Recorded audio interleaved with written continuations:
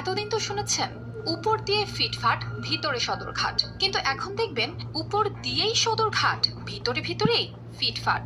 এই যে দেখতে পাচ্ছেন নোংরা ভাঙাচোরা এক বস্তি, কখনো কল্পনায়ও কি আসবে এখানে লুকিয়েছে রাজপ্রাসাদ? তবে এই প্রাসাদ কোনো রাজা মহারাজার নয়, বরং মাদক পাচারের ভয়ঙ্কর এক দুর্গ।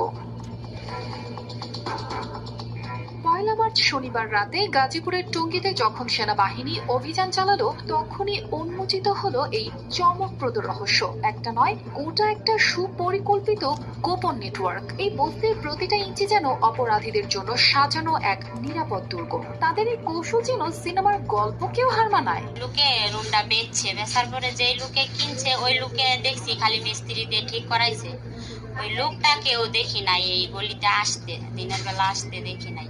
যে লোকেরা ঘর ঠিক করছিল না, ওই মিস্ত্রি গুলাই জিনিস ঢুকাইছে দেখছি, চালের উপর দিয়ে আনছে।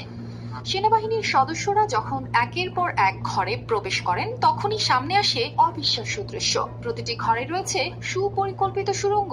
একদিক দিয়ে প্রবেশ করা যায় আর অন্য দিক দিয়ে বেরিয়ে যাওয়া সম্ভব। এমনকি কেউ পালিয়ে গেলে সঙ্গে সঙ্গে দরজা ভেতর থেকে লক হয়ে যায়, যেন কেউ ধরতে না পারে।